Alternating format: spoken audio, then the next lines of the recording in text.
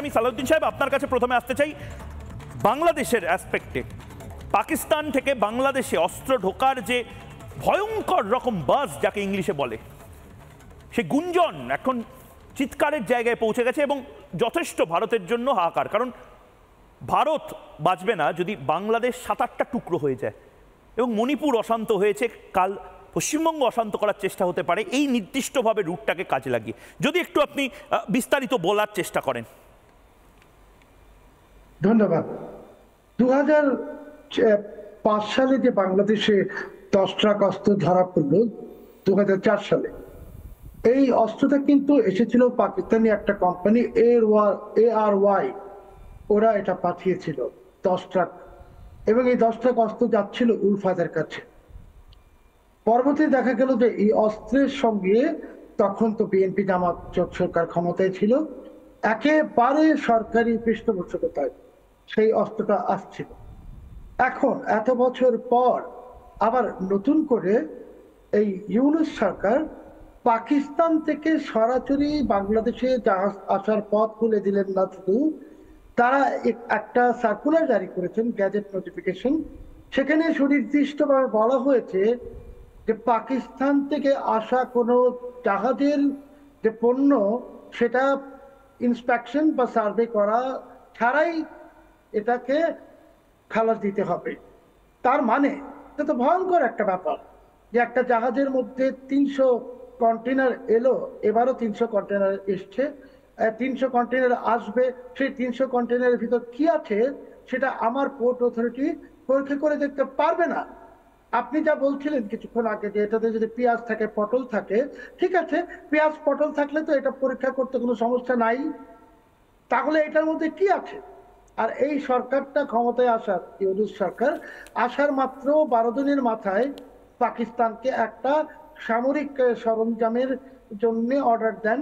সেখানে অ্যামুনিশন ছিল, গুলি ছিল প্রচুর, কয়েক হাজার রাউন্ড, এবং 40 টন RDX।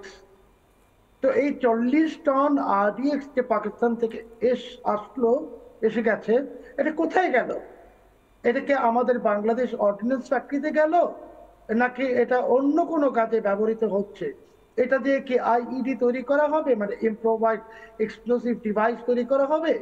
কারণ এই যে আমরা 40 টন RDX নিয়ে আসলাম, হঠাৎ করে বাংলাদেশের অর্থনীতির অবস্থা এখন ভালো না, আপনিও জানেন যে অনেক নিত্য প্রয়োজনীয় পণ্যের এলসি আমরা খুলতে পারছি না, কিন্তু RDX নিয়ে আসলাম, কয়েক লাখ রাউন্ড গুলি নিয়ে। কিন্তু সালাউদ্দিন সাহেব, এটা তো গৃহযুদ্ধের শামিল। মানে যেভাবে অস্ত্রগুলো, আমি মানছি ঠিক আছে, বাংলাদেশের মানুষের একটা হয়তো কমন পারসেপশন হবে এই অস্ত্রগুলো ভারতের জন্য আনা হচ্ছে, আমাদের কিছু এসে যাচ্ছে না। বাংলাদেশের মানুষের তো আরো বেশি করে ঘুম উড়ে যাওয়ার কথা, তার কারণ যে পরিমাণ অস্ত্র ঢুকছে এ তো গৃহযুদ্ধ বেঁধে যেতে পারে।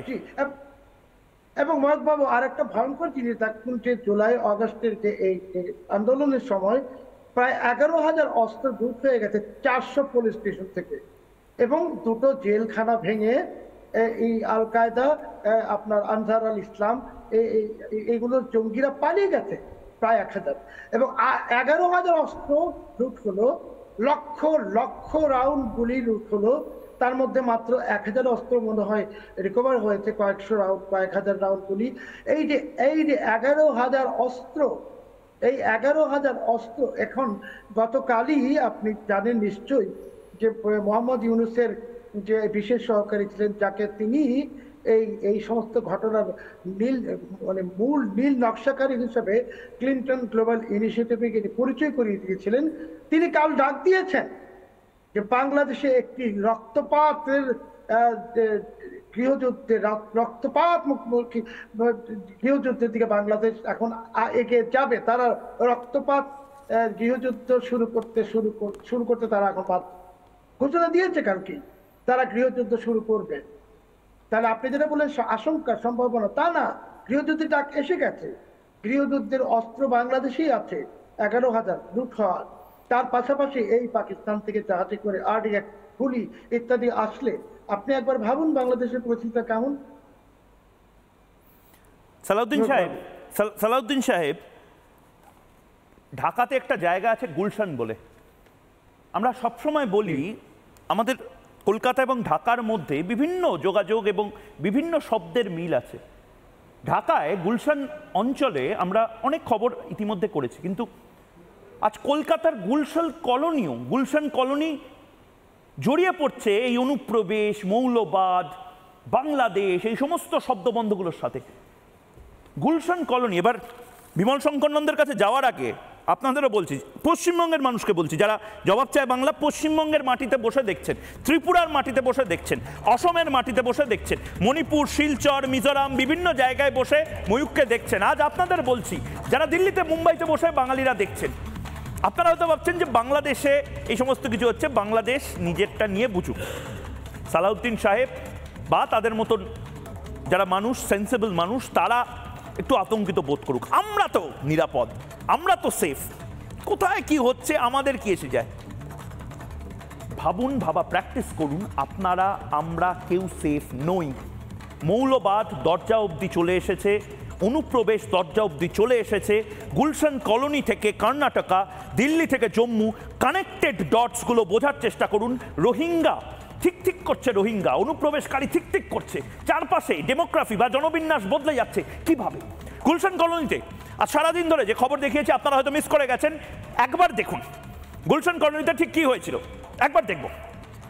বোরখায় লুকিয়ে ছাপ্পা ভোটের গুরুতর অভিযোগ উঠেছে এই গুলশান কলোনিতে অনুপ্রবেশকারীদের বিরুদ্ধে।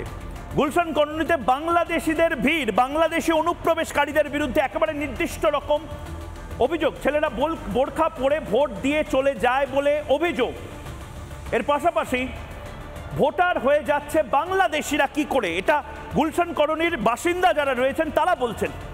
এর আগেও আমরা দেখেছি গুলশান কলোনি থেকে ধরা পড়েছে বিস্ফোরক অভিযোগ। কসবা এলাকাবাসীর 108 নম্বর ওয়ার্ড, বাংলাদেশ, সে বাংলাদেশ থেকে আমরা গুলশান কলোনিতে কি করে চলে আসছে আমরা জানি না, আপনিও হয়তো জানেন না। এরপরে কর্ণাটকার বিষয় দেখাবো, কিন্তু তার আগে বাইট শোনাবো, কসবাবাসীর প্রতিক্রিয়া বা অভিযোগ যাই বলেন না কেন শোনাবো। 30 জন মতো বাংলাদেশি ধরা পড়েছিল। প্রচুর বাংলাদেশি ঢুকে আছে, প্রচুর বাংলাদেশি ঢুকে, মানে তারা কি ভোটার? ওই ইলিগালভাবে ভোট করে দিচ্ছে, জিততে তো হবে, ভোট করে দিচ্ছে তো, ভোটার হয়ে যাচ্ছে, সব ভোটার হয়ে গেছে। যাদের জীবনে দেখিনি এখানে আসে, ভরপুর পক্সি চলে জানেন, সব ছেলেরা বরকা পরে এখানে এসেছে, যেটা জীবনে আমাদের এখানে কালচারই ছিল না, জীবনে হয়েছে।